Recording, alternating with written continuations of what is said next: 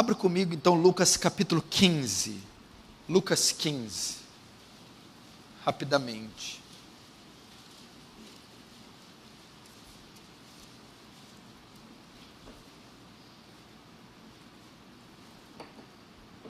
Vamos ler a partir do verso 11. A parábola do filho pródigo.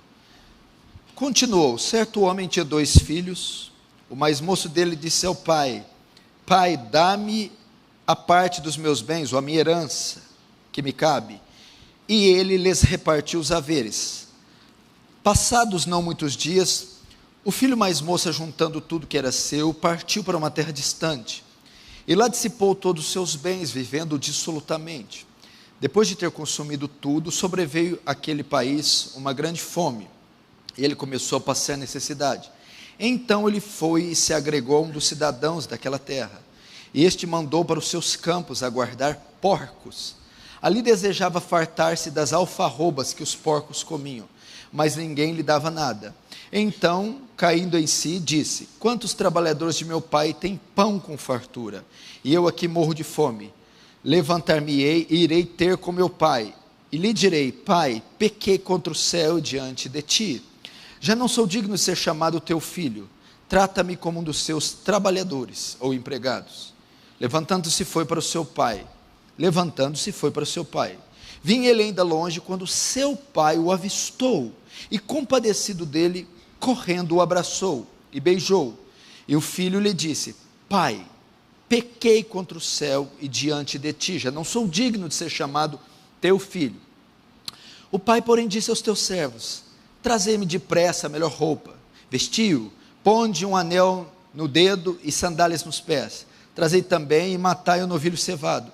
Comamos e regozijamo-nos, porque este filho meu estava morto e reviveu, estava perdido e foi achado. E começaram a regozijar-se. Ora, o filho mais velho estivera no campo, e quando voltava, ao aproximar-se da casa, ouviu a música e as danças. Chamou um dos criados e perguntou-lhe o que era aquilo.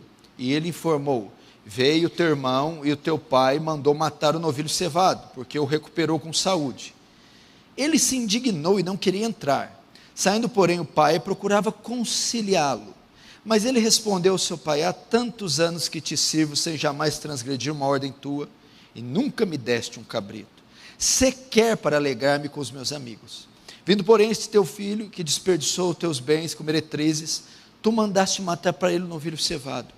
Então lhe respondeu o pai: meu filho, tu sempre estás comigo, tudo que é meu é teu. Entretanto, era preciso que nos regozijássemos e nos alegrássemos, porque este teu irmão estava morto e reviveu, estava perdido e foi achado.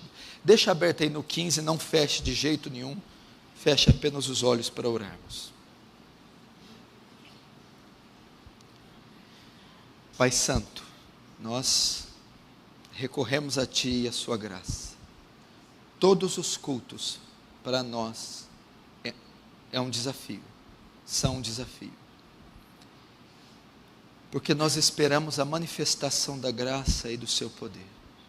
Eu sei que muitos estão aqui cansados, sobrecarregados, talvez estressados e atarefados, Senhor, em suas mentes. Talvez nós não nutrimos a esperança e expectativa necessária ao vir nesse local. Ó Deus, mas eu peço que pelo Teu Espírito abra os nossos corações, para que eles criem uma ânsia, uma expectativa quanto à Tua palavra e quanto ao Teu Espírito. Só o Senhor pode abrir esses corações. Só o Senhor pode motivar essas almas. Só o Senhor pode entusiasmá-los. Só o Senhor pode tocar no queixo deles e elevar os seus olhos para que eles contemplem aquilo que transcende a matéria e a razão. Faça isso, Senhor. Despeja da Tua graça aqui, gloriosa e abundante. Traz temor e tremor. Faz Teu reino avançar. Receba a glória para si e nos conforma à imagem do Seu Filho, em nome de Jesus. Amém. Presta atenção aqui. Vocês sabem que todos os dias de ceia é bem corrido, mas vamos ver se Deus concede graça para fazer a exposição desse tema, desse texto, de forma breve e sucinta. Querido, o meio ordinário que Deus deixou a nós para que falasse conosco é a sua palavra. A sua palavra é viva e eficaz, mais cortante que espada de 2 fios, e penetra até juntas e medulas, alma e espírito, e é apta para discernir a intenção do coração humano. Essa palavra não é vã, antes é a vossa vida. Assim como as chuvas e a neve caem do céu para lá, não torna, antes faz regar o solo, da semente ao que semeia e pão que come, assim será a palavra que sair da minha boca. Ela não voltará para mim vazia. Antes, fará o que me apraz e prosperará naquilo para que eu a enviei. A palavra de Deus é poderosa. A palavra de Deus quebra o cedro do Líbano. A palavra de Deus é viva. As minhas palavras são espírito e vida. Julgai nas Escrituras ter vida eterna, e são elas que de mim testificam. Errai não conhecer as Escrituras, nem o poder de Deus. Ordena os meus passos na tua palavra, e não se apodere de mim iniquidade alguma. Muita paz tem os que amam a tua palavra, e para eles não há tropeço. A tua palavra é muito pura, por isso o teu servo a ama. Lâmpada para os meus pés e luz para os meus caminhos é a tua palavra. Escondi a tua palavra no meu coração para não pecar contra ti. A exposição da sua palavra dá luz e entendimento aos simples. Em toda a perfeição vi limites, mas a tua palavra é amplíssima. Não é a tua palavra fogo, diz o Senhor, e martelo que esmiuça a penha? Esse é o poder da palavra. A lei e o testemunho, se vocês não falarem segundo essa palavra, jamais verão a alva. E vi um cavaleiro montado num cavalo branco, e o nome pelo qual se chama é o Verbo, a palavra de Deus. A palavra de Deus é poderosa, eterna, eficaz. Minha alma está pegada ao pó, vivifica-me segundo tua palavra. Ela é o meio de ressuscitar mortos, curar enfermos. É o meio que leva o homem ao arrependimento e à fé. É o meio pelo qual Deus salva os homens. Aprove a Deus salvar o homem pela loucura da pregação. De sorte que a fé salvífica vem pelo ouvir, e o ouvir da palavra. Ela é o meio. E disse Deus: haja luz, e pela palavra do seu poder as coisas vieram a existir. Tanto que no princípio era a palavra estava com Deus, e a palavra era Deus, e tudo foi feito por meio da palavra, e sem a palavra nada do que foi feito se fez. E no verso 14, a palavra se fez carne, e habitou entre nós, e vimos a sua glória, como glória do unigênito do Pai, cheio de graça e de verdade. Essa é a palavra. Agora vamos ver quanto crédito você dá a essa palavra. Se você vai atendê-la, recebê-la como as sementes que caem no chão, como solo rochoso, entre os espinhos, ou em solo fértil. Essa parábola aqui é a parábola mais conhecida, mais amada e mais querida da Escritura. A parábola do filho pródigo. Talvez é a história bíblica mais conhecida de todas, em todas as partes do mundo. Eu acredito que é sim a parábola mais conhecida, a que mais tem conteúdo, a que Jesus conta com maior riqueza de detalhes. É a parábola do filho pródigo. Talvez o título da parábola não se enquadre com o conteúdo da parábola, porque o título, ou a epígrafe, ela não foi inspirada. O texto inspirado original, canônico, ele não era dividido por capítulos, versículos, e nem tinha títulos. Foram os os impressores, os escritores, os copistas, que acrescentaram nelas os capítulos, os versículos e os títulos, as epígrafes. Talvez o título deveria ser não a parábola do filho pródigo, mas a parábola do pai amoroso. De maneira que enquanto a parábola cita 4 vezes a palavra filho, ela cita 10 vezes a palavra pai. Então é a parábola do pai gracioso. E o que será que Jesus está querendo ensinar nessa parábola? Porque a Bíblia diz que ele ensinava através de parábolas, contos, metáforas. E através dessas histórias ilustradas por parábolas, ele ensinava princípio, doutrina. Havia um ensinamento por trás de uma parábola. A parábola do filho pródigo todos conhecem. O pai tinha 2 filhos, e o mais moço pede a sua herança e gasta absolutamente. Vai morar com os porcos, e ele volta, arrependido, e o pai o recebe. Mas, para conhecermos essa parábola a fundo, nós temos que retroceder um pouco. Se você notar, a parábola começa em Lucas 15, no verso 11. Leia aí para você ver comigo qual é a primeira palavra do versículo 11. Qual a primeira palavra que começa a parábola? Continuou. Continuou. Quer dizer, a parábola começa com a palavra continuou. Ou seja, ela é a continuação de outra história. A parábola do filho pródigo não é o início da história, é a continuação da história que vem atrás dela. E qual é a parábola que vem atrás do filho pródigo? É a parábola da dracma perdida, não é isso? Ele está contando aqui outra parábola. Para entendermos a parábola do filho pródigo, temos que entender a parábola da dracma. Qual que é a parábola da dracma? É a parábola de uma mulher que, tendo 10 dracmas e perde uma, então acende a candeia, vai à casa à procura diligentemente até encontrá-la, e tendo achado, reúne as amigas e vizinhas, dizendo: alegrai-vos comigo, porque achei a dracma que tinha perdido. E vos afirmo que de igual modo há júbilo diante dos anjos de Deus, por causa de um pecador que se arrepende. Então, para entendermos a parábola do filho pródigo, temos que entender a parábola da dracma. O que é a dracma? Dracma é uma moeda, equivalente a um denário, moeda de muito valor. Mas para entender a parábola da dracma, você precisa entender o pano de fundo religioso da época e o contexto do Oriente Médio. Porque não parece ser muito forte essa parábola, parece ser uma parábola meio infantil. Uma mulher tinha 10 moedas, perde uma. A mulher fica desesperada, acende uma vela para procurar essa moeda. Aí ela acha, sai gritando na rua, chamando as amigas: achei a minha moeda, vem comemorar comigo. Isso para nós não faz muito sentido.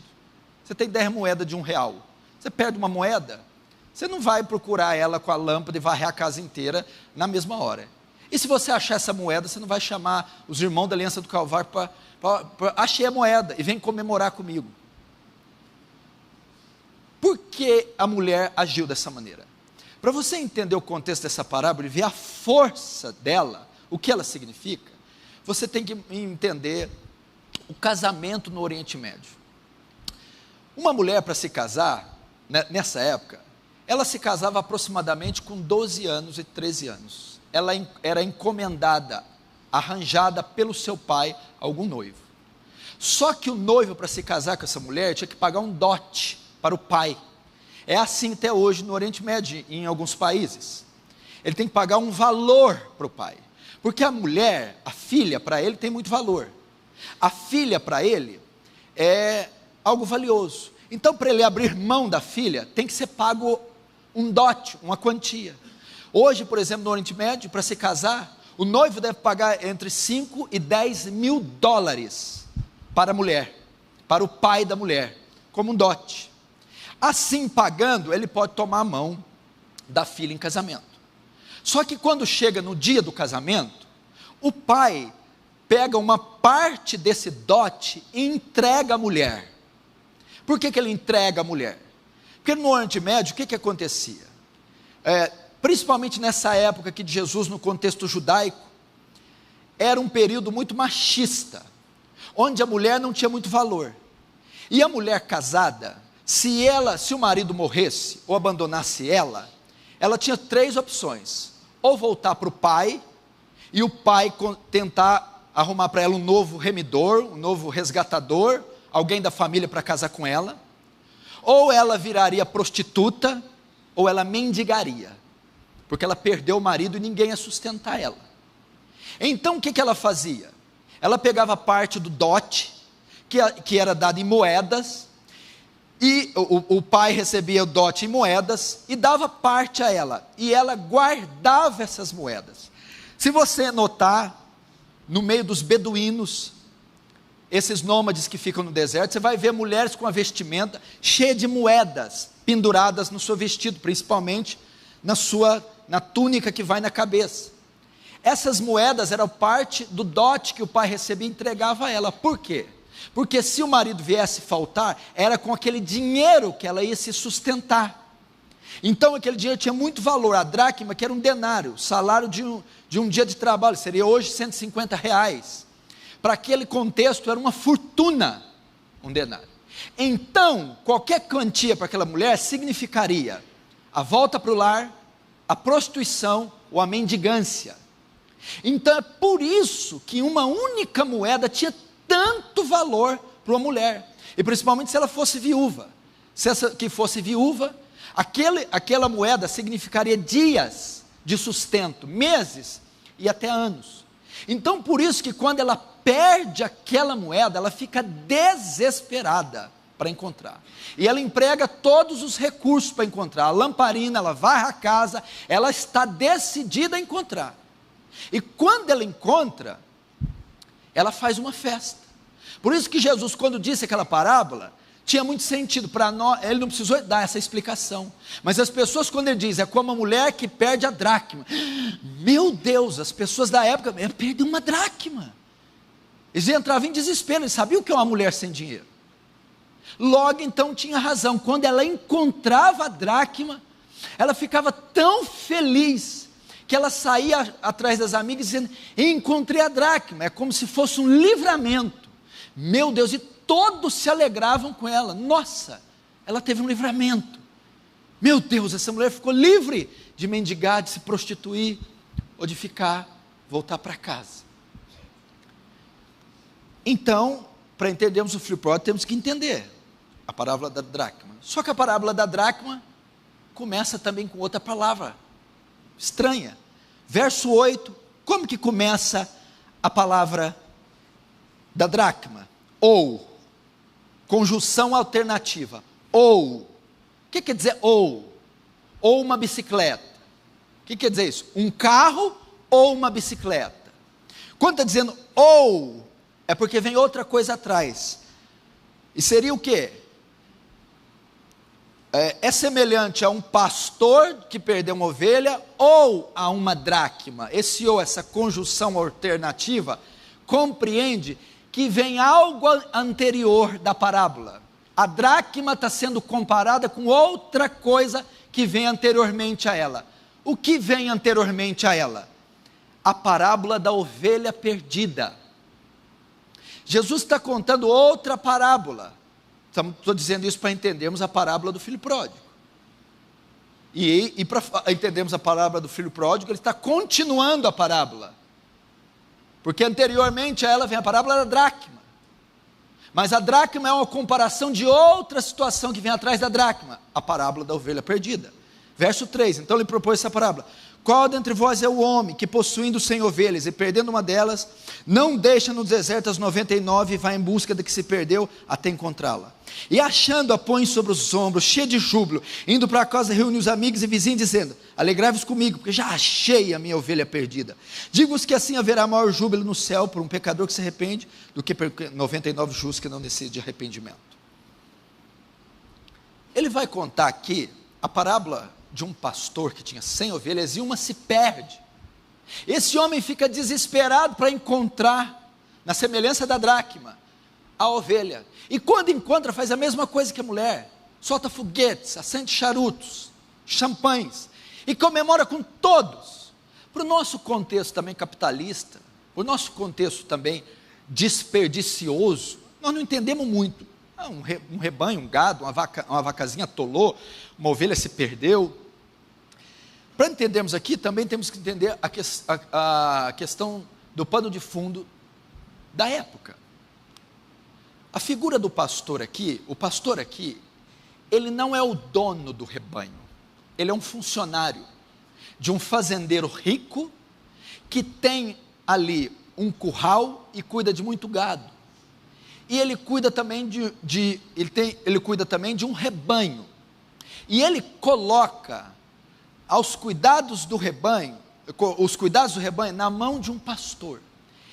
Esse pastor aqui é um empregado, as ovelhas não são dele, e era a responsabilidade total dele, o cuidado com o rebanho, tanto de alimentar, levar aos pastos, às águas, não permitir que a ovelha quebrasse a pata, nem fosse ferida ou machucada, muito menos morta. E se uma ovelha acontecesse qualquer dano, ele teria que pagar por ela e perderia o seu emprego, tendo a possibilidade de nunca mais arrumar outro. Era como Davi, se você lembrar, Davi cuidava do rebanho, Davi foi tirado de trás das malhadas, mas o rebanho não era de Davi, era de Jessé. Davi apenas cuidava do rebanho. Então esse homem sabia que uma simples ovelha custaria a sua cabeça, custaria o seu emprego, esse homem morreria de fome. Então o que acontece? Ele tinha 100 ovelhas, 99 uma das ovelhas se perdem. Ele deveria deixar, o contexto aqui era mais ou menos assim, ele tirava as ovelhas do aprisco para o oásis, para elas beberem água e pastarem, mas ele atravessava do aprisco, o curral, ao oásis, um deserto de 4 quilômetros, ele fazia isso todos os dias. Era dever do pastor tirá-las do curral, atravessar o deserto, levar para o oásis e trazer de volta. E nessa trajetória, uma das ovelhas podia se perder. E foi o que aconteceu. Ele voltou com elas e estava faltando uma. Deixa-as no curral e sai desesperado para encontrá-la. Seus amigos pastores sabiam do perigo que era perder uma ovelha, da importância que era, porque compreendia perder o emprego. Então aquele homem aplica todo o recurso, toda a diligência, até que ele encontra. Independente do estado que ele encontra a ovelha, a distância, ele coloca ela no ombro, se ela está ferida, quebrada, saiu da mão de um lobo, ele vem carregando ela com todo o seu esforço e cheio de júbilo. Reúne os amigos dizendo: alegrai-vos comigo, pois achei a ovelha perdida. Então ele mostra a importância que era uma ovelha. Agora, por que Jesus está contando isso? Para quem que ele está contando isso? Vamos voltar para o verso 1 para nós sabermos. Lucas 15, 1. Aproximaram-se de Jesus todos os publicanos e pecadores para ouvir. E murmuravam os fariseus e os escribas dizendo: este recebe pecadores e come com eles. Até aí. Vamos saber por que Jesus está contando essas parábolas. Notem, Jesus aqui, vamos nos situar onde Jesus está. A Bíblia diz que Jesus está comendo. Num restaurante ele não está, porque isso não era comum naquela época. Jesus está em uma casa, e ele está tendo comunhão com publicanos e pecadores, gentios, considerados pessoas imundas, malditas e condenadas para o contexto judaico, para os fariseus. Jesus está comendo com eles, e os fariseus chegam até a porta da casa, eles não entram, eles não podem entrar, porque eles não comem, e nem se misturam com os gentios. E eles estão indagando, se esse homem é judeu, se ele é um rabino, se ele é um Messias, por que ele come com publicanos e pecadores?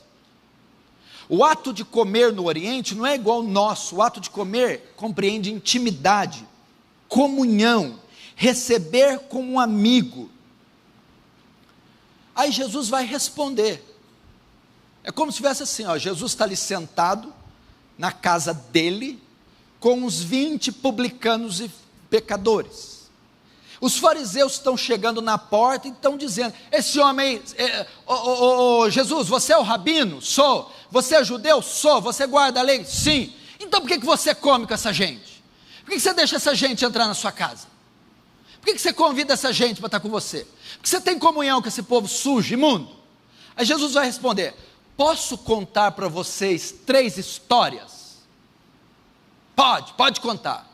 Aí ele começa a contar a parábola da ovelha perdida, a parábola da dracma perdida e a parábola do filho pródigo. Por que ele conta 2 parábolas antes de contar a parábola do filho pródigo? Porque a parábola da ovelha perdida fala de quem? De uma ovelha que está perdida aonde? Dentro do aprisco ou fora?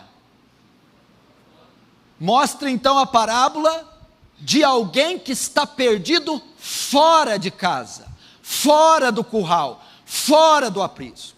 Depois ele conta a parábola da dracma. A dracma está perdida fora ou dentro de casa? Então ele conta outra parábola de alguém que está perdido dentro de casa. Depois ele conta a parábola do filho pródigo, um pai que tinha 2 filhos, e um está perdido dentro de casa e outro está perdido fora de casa. A parábola do filho pródigo, ele vai unir, ele vai resumir as outras 2 parábolas. É alguém que está perdido fora de casa, fora do contexto religioso, fora da igreja, e outro que está perdido dentro do contexto religioso, dentro da igreja. Esse é o sentido da parábola. Não, mas espera aí, quem está perdido é só o filho pródigo. O outro está dentro no céu. Não, os 2 estão perdidos. Porque o capítulo 15:1 começa assim, ó. Continuou: certo homem tinha 2 filhos. O mais moço disse-lhe ao pai: pai, dá-me parte dos meus bens que cabe. Até aí. Vamos ver como inicia essa parábola para vocês entenderem. O pai aqui representa a figura patriarcal, respeitadíssima no Oriente, tem 2 filhos. E um dos filhos, o mais moço, pede a herança, os bens do pai. Isso não era possível, a herança só era dividida com os filhos quando o pai morresse. Era impossível isso acontecer, não é como conosco, no Ocidente.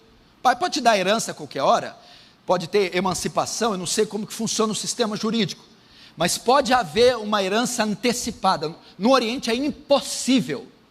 Se o filho reivindicasse ao pai a herança antes da morte do pai, ele apanhava do pai.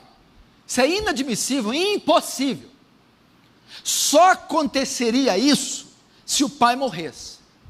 Mas aqui o filho pródigo mostra a rebelião do seu coração e o ódio que ele estava tendo pelo pai. Por quê? Porque quando o filho pedia a herança para o pai, com o pai vivo, significa que ele estava desejando que o pai morresse. Ele estava dizendo para o pai: pai, eu quero que você morra. Eu estou interessado na herança. Eu quero que você morra. Esse é o primeiro ato de rebelião do filho pródigo. Mas onde que entra o outro? Entra no verso 12, né? O mais moço diz: pai, dá-me herança, dá-me parte dos meus bens que me cabe. E ele lhes repartiu os haveres. Está no plural, não está dizendo ele lhe repartiu. Ele dividiu a herança, ele deu tanto para o filho pródigo como para o irmão mais novo. O que significa? Que o irmão mais velho tinha direito à primogenitura. A primeira parte da herança era para o irmão mais velho. E ele poderia ter repreendido o pai, o filho pródigo, quando pediu, e não concordado com essa situação, e contido a rebelião do pai. Mas quando ele se omite e não interfere na rebelião do pai, e recebe também a herança antecipadamente, significa que um se rebelou fora da igreja, e outro se rebelou dentro do contexto religioso. Ambos queriam a morte do pai, ambos queriam se voltar contra o pai, Ambos estavam perdidos, mas um perder-se-ia fora do contexto religioso e o outro continuaria perdido dentro do contexto religioso. Então o pai divide a herança com os dois. Você conhece o restante da história. O filho pródigo pega tudo, toma a parte que lhe cabe, 1/3 da herança, a herança é dividida em 3, ele pega 1/3, vai para uma terra distante e gasta dissolutamente. Essa palavra dissolutamente não tem a ver só com gasto físico, tem a ver com devassidão. Ele gasta com prostituição, orgia e bebedeira. Ele se deprava totalmente. E ele se perde fora dos arraiais religiosos. Vai comer com os porcos e depois cai em si e tenta voltar. E ele vai dizer: quantos trabalhadores do meu pai têm fartura de pão e eu aqui morrendo de fome. Não voltar-lhe-ei e direi: pai, pequei contra ti, já não sou digno de ser chamado seu empregado. Trata-me como um dos filhos, como um dos seus empregados. Já não sou digno de ser chamado teu filho, trata-me como um dos seus empregados. Ele volta. Quando ele volta, a Bíblia diz que o pai o avista de longe. Quando ele volta, o que ele encontra? A figura aqui é de uma fazenda. A Bíblia diz que o pai estava como num alpendre, é como se a casa ficasse aqui no púlpito. Atrás, uma lavoura. Na frente, havia um corredor e os trabalhadores, os moradores, os colonos da fazenda. Só tinha uma maneira do filho pródigo entrar naquela casa, passando pelo corredor frontal, pelos colonos, chegando até o pai. O que acontece? A Bíblia diz que no contexto judaico, na lei de Moisés, o pecado de rebelião do filho, que o filho contumaz, teria que ser morto a apedrejamento. O filho pródigo não voltaria vivo, seria apedrejado. E para ele voltar, ele teria que passar por esse corredor e por essas pessoas. Ele seria morto na entrada, pela rebelião que fez com o pai. Então ele deveria se dirigir até a casa do pai, a poltrona, ao trono do pai, para se reconciliar com o pai, mas ele não conseguiria chegar. A Bíblia diz que o pai, sabendo disso, não esperou ele entrar. O pai o avistou de longe, antes que entrasse no corredor. E o pai saiu correndo atrás dele, para evitar o apedrejamento, a morte do filho. E vai lá, e a Bíblia diz que o abraça e o beija. No contexto judaico, do Oriente Médio, ele estava dando honra para aquele filho, concedendo perdão. E o beijo no Oriente Médio pode ser beijado os pés, as mãos e o rosto. Quando se beija o rosto, está se mostrando, dando igualdade. Era isso que o pai estava dizendo a ele. E o estava recebendo como um filho legítimo, privando do apedrejamento. Foi até o encontro, impedindo que ele entrasse, e mostrando para todos que ele tinha concedido perdão. Ele chega lá, recebe o pai, o filho o recebe. O pai o veste, calça os pés, põe um anel no dedo e o cobre com um manto. Nessa ocasião, tinha outro do lado de fora também, o irmão mais velho. Ele voltou dos campos, da lavoura. Quando ele chega, ele vê um barulho de festa. Ele diz: o que é isso? Pergunta para um dos empregados do pai. O seu filho mais moço, ele voltou, se arrependeu, voltou com saúde. E o seu pai, em alegria, está dando uma festa para ele. A Bíblia diz que ele se recusou a entrar, ficou ofendido, se recusou a entrar, não quis entrar. E isso era uma afronta e uma ofensa. Se você lembrar, por que a rainha Vaste foi expulsa do reinado por rei Assuero? Porque ela não queria entrar na festa do rei Assuero. E quando um rei ou um patriarca fazia uma festa, o convidado era obrigado a entrar, independente do motivo da festa. Era uma desonra se ele não entrasse. Ele não entrou. E o pai então sai, deixa lá o filho pródigo festejando e vai falar com o filho mais velho. E a Bíblia diz aqui, no verso 28, 15 e 28, e o filho mais velho se indignou e não queria entrar. Saindo, porém, o pai procurava conciliá-lo. Mas ele respondeu: há tantos anos que te sirvo, sem transgredir tua ordem, e nunca me deste um cabrito sequer para alegrar com meus amigos. Vindo, porém, este filho que desperdiçou teus bens com meretrizes, tu mandaste matar para ele o novilho cevado. Então lhe respondeu o pai: meu filho, tu sempre estás comigo, tudo que é meu é teu. Entretanto, era preciso que nos regozijássemos e nos alegrássemos, porque esse teu irmão estava morto e reviveu, estava perdido, foi achado. Como que a história termina? O pai, na porta da casa, falando com o irmão mais velho do lado de fora. Entra. Esse seu irmão estava perdido e foi achado. Estava morto e reviveu. Entra. Por que Jesus termina desse jeito a parábola? Vocês vão entender. Ele termina a cena da história do filho pródigo exatamente como ele começou com os fariseus. Jesus está dentro da casa, sai lá fora, os pecadores, o filho pródigo está lá dentro comendo, os fariseus estão lá fora, o irmão mais velho, e Jesus diz assim: este sabe que é pecador e entrou para receber o perdão. Vocês, fariseus escribas, irmãos dos filhos pródigos, continuarão aí nessa arrogância ou reconhecerão o pecado e entrarão também? A parábola toda foi para mostrar que eles estavam dentro do contexto. Jesus era o pai do filho pródigo. O filho pródigo eram os publicanos. A festa acontecia na casa onde Jesus estava. E os fariseus eram o filho mais velho que se recusava a entrar com pecadores. O que eu quero ensinar aqui para vocês? O que as três parábolas mostram?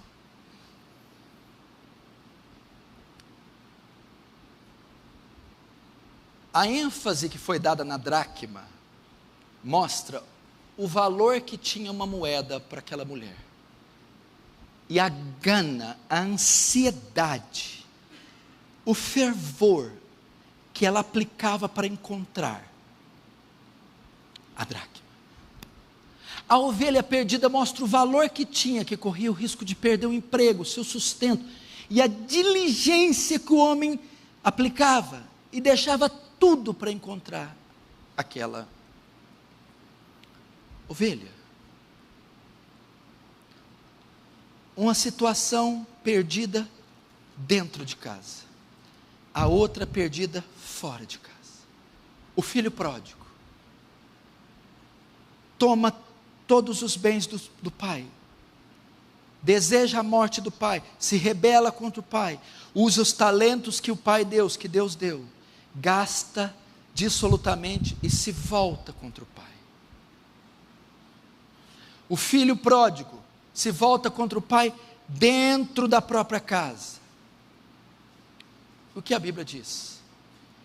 Que ele vai atrás do filho, corre, beija e abraça, vai até a porta do irmão, e a Bíblia usa um termo no grego, tentando reconciliá-lo. Meu irmão, a figura aqui, nas três parábolas, é de um Deus amoroso, que está ansioso para resgatar você, para receber você.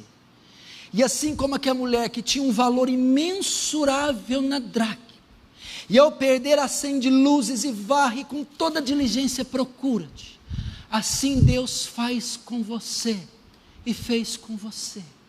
E quando encontra, há festa nos céus, regozijo, júbilo, porque uma alma perdida se arrependeu, uma alma perdida se encontrou.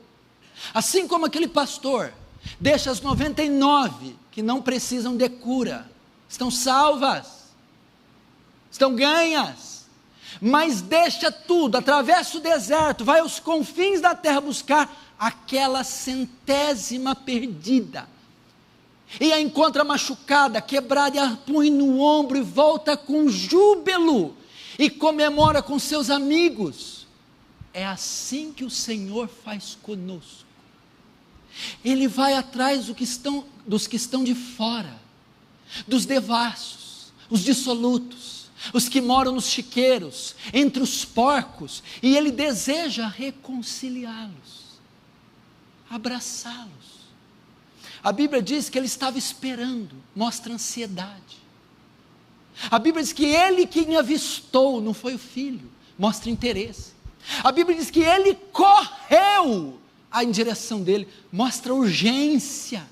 E a Bíblia diz que ele o abraçou e o beijou, mostra a motivação, o amor. Mas a Bíblia não só diz isso, que o Pai transcende também isso. Aqueles que estão perdidos no sistema religioso, aqueles que estão nas congregações, servindo a deuses e ídolos, credos e dogmas, Ele também quer reconciliá-los, trazê-los de volta.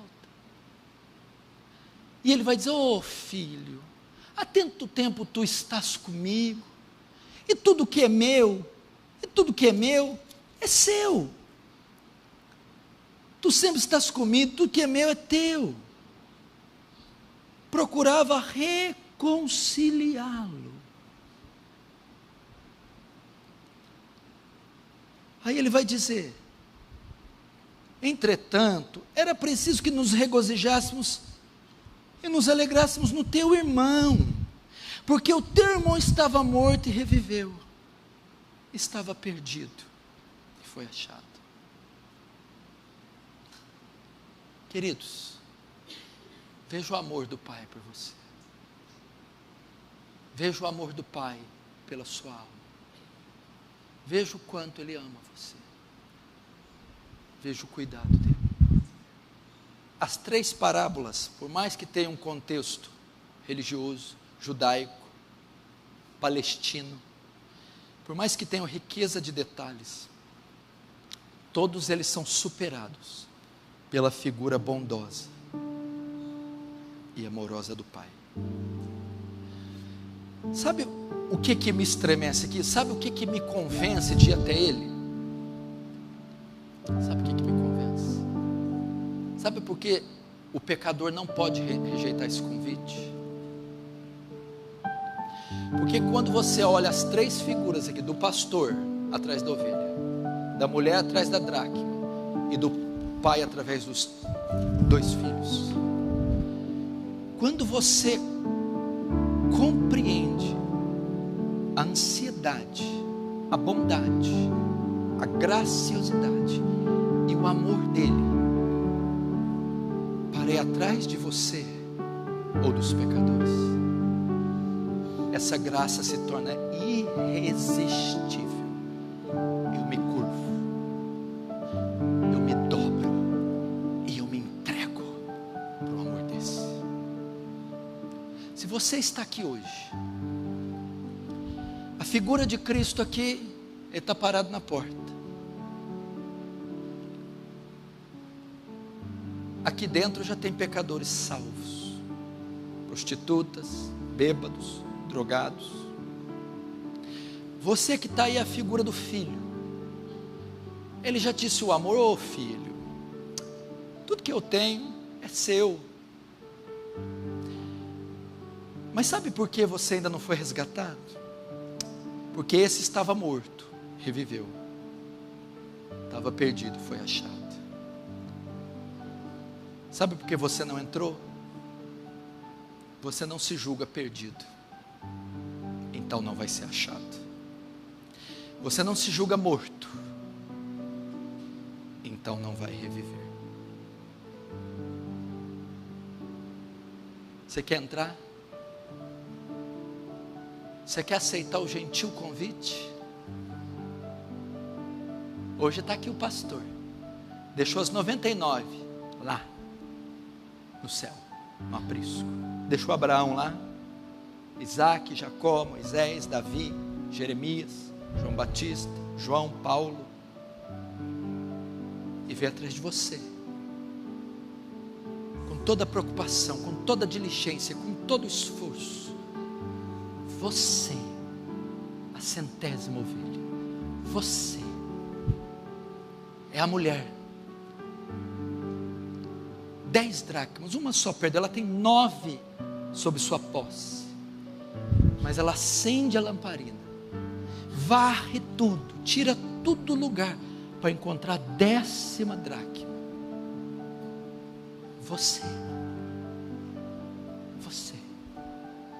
Você é o filho pródigo, pegou sua beleza, seu intelecto, seus dons, seu corpo, seu dinheiro, e disse: me dê, quero minha independência, quero fazer o que bem entender com meu dinheiro, com meu corpo, com minha inteligência, com meu tempo. Quero que você morra, não quero estar sob a sua lei. Mas ele sai ao seu encontro, para que você não seja apedrejado. Corre até você, te abraça e te beija.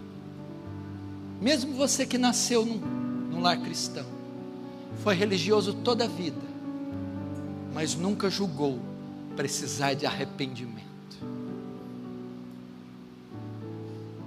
ele veio reconciliar com você. Você é a 100ª ovelha, você é a dracma perdida, você é o filho pródigo, e você é o religioso, o irmão perdido.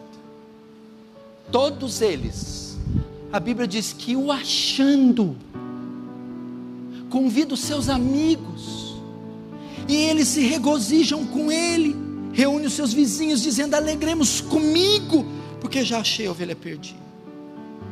Ou a mulher que achando reúne as amigas, vizinhas: alegreis comigo, eu vos afirmo, de igual modo há júbilo diante dos anjos por um pecador que se arrepende. Digo-vos que assim haverá maior júbilo no céu por um pecador que se arrepende, do que por 99 justos que não se necessitam. Comamos e regozijamos, porque este meu filho estava morto e reviveu, estava perdido e foi achado, e começaram a regozijar. Como você pode negar o gentil convite?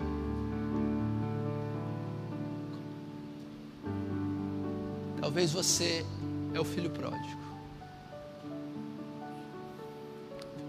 é o pecador declarado, sabe que está perdido, o rebelde deliberado, consciente. Talvez você é o pecador que não sabe que está perdido, cumpridor da lei, religioso, mas perdido. Tanto um como o outro. O Pai bendito diz: vem.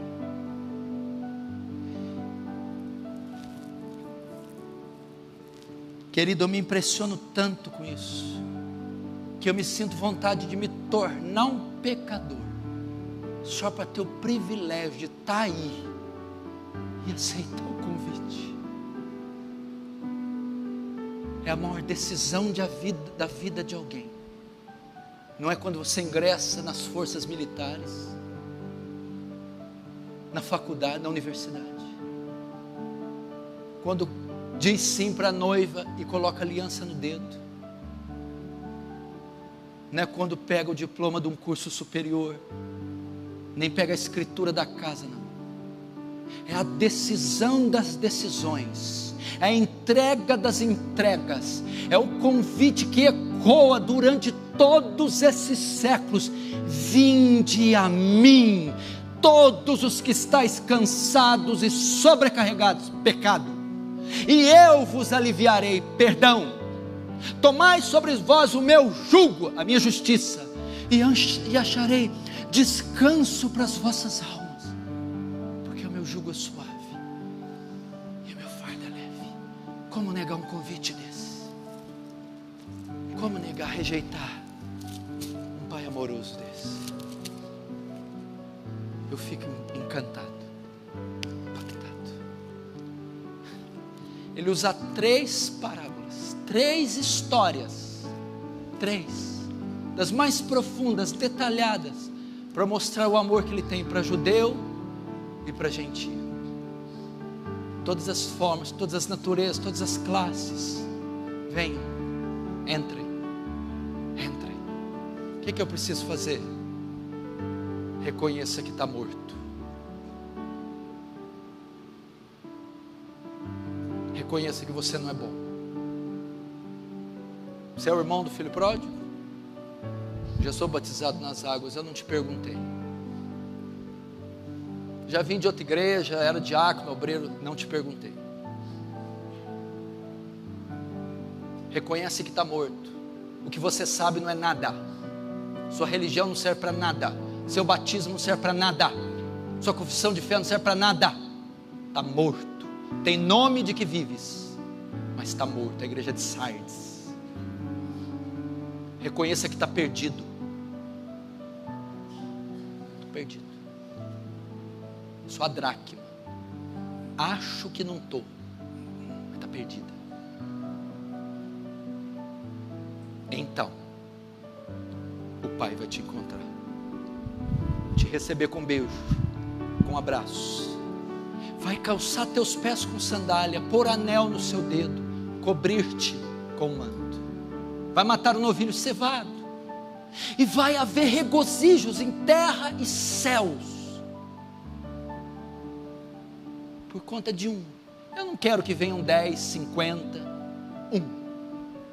um que for sincero, um que dizer: hoje minhas escamas caíram, eu não sou convertido, eu vim aqui na esperança de curar um caroço, vim aqui na esperança de uma palavra de consolo emocional, mas eu descobri que eu sou a dracma, eu sou a dracma, perdido na minha liturgia, na minha ortodoxia, na minha teologia.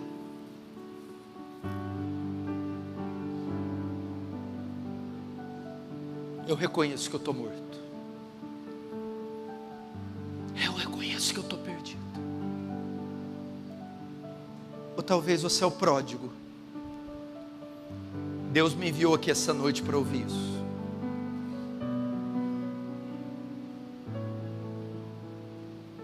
Você não tem ideia do que eu fiz essa semana. Essa palavra não serviu para me condenar, eu já sei que eu estou condenado. Pois o Senhor sai a teu encontro. Beija você. Note uma coisa. O filho pródigo estava morando num chiqueiro. Cabelo sem cortar, barba sem fazer, fedendo porcos e lavagem, cheio de farrapos. Ele não teve tempo de tomar banho, ele veio fedendo, mas o Senhor o abraçou com farrapos, com o cabelo todo engruvinhado, fedendo.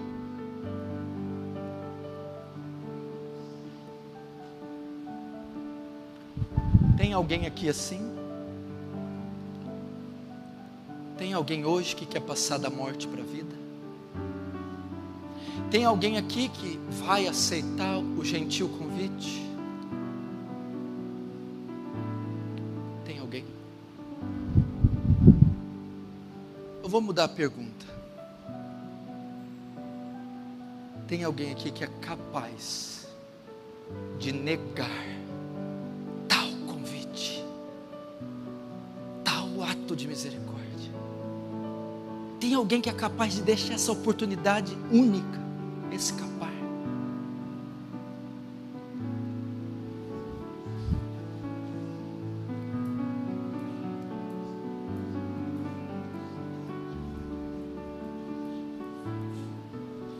Olhem para vocês e vejam os farrapos.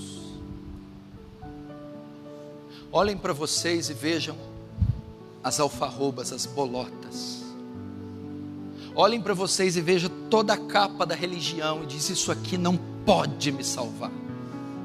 Olhe para você que nasceu na igreja, que conhece tudo quanto é denominação, e diga: não funcionou, não serviu para nada.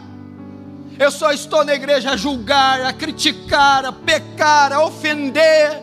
Sou um mero religioso, hipócrita, fariseu. Necessito de vida eterna, necessito de salvação. Eu reconheço que sou essa dracma dentro do contexto religioso, mas perdida, perdido. Ou diga: eu sou o filho pródigo, um devasso, mentiroso, ímpio, iníquo. Mas estou hoje a dizer: pequei contra o meu pai. Não sou digno de ser chamado seu filho. Eu me arrependo. Eu não sou digno da vida eterna. Feche os olhos, comece a orar por isso. Comece a orar. Comece a se reconciliar com Deus. Fala igual o filho pródigo: meu Deus, eu caí em si. Meu Deus, o que eu tenho feito da minha vida? Estou aqui entre porcos, na imundícia do pecado.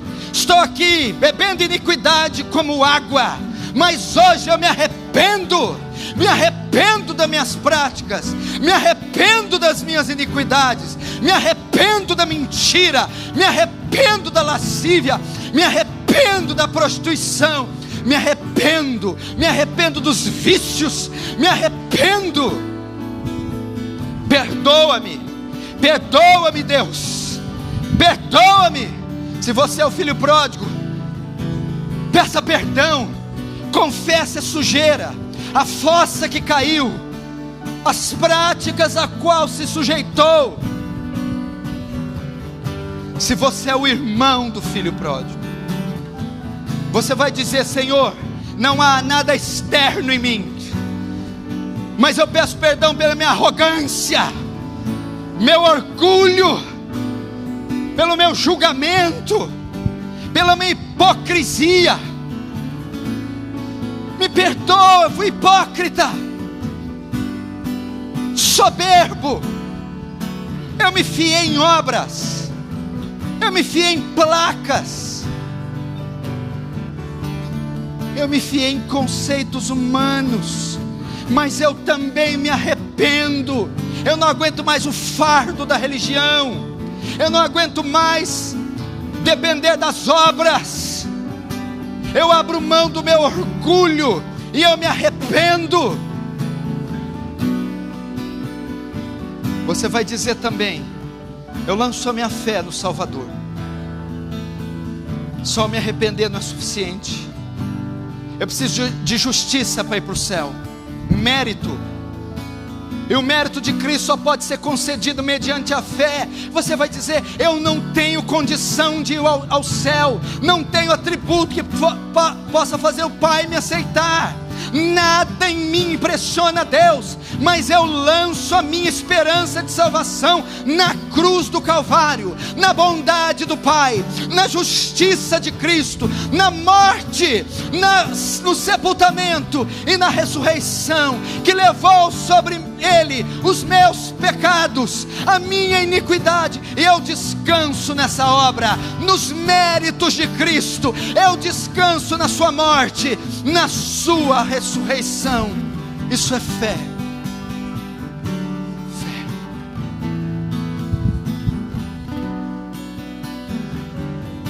Faça uma aliança com Cristo.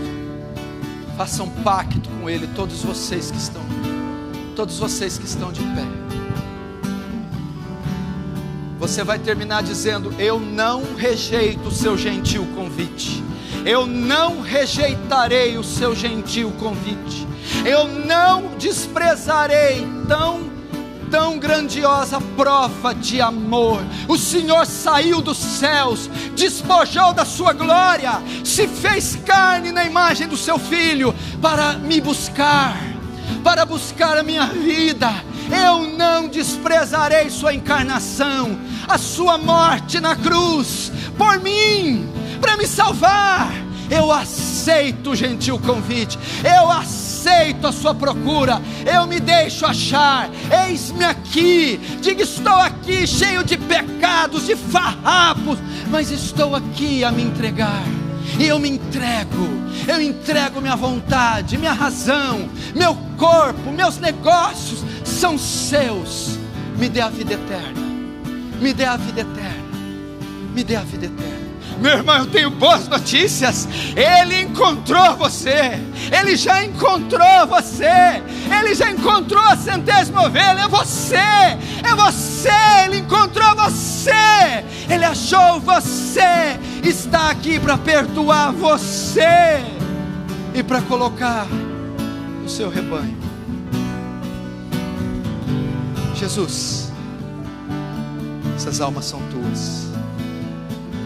Regenera-as, faz-as nascer de novo, dê a elas o teu Espírito, escreve no coração delas as suas leis, tira o coração de pedra e coloca o coração de carne, em nome de Jesus.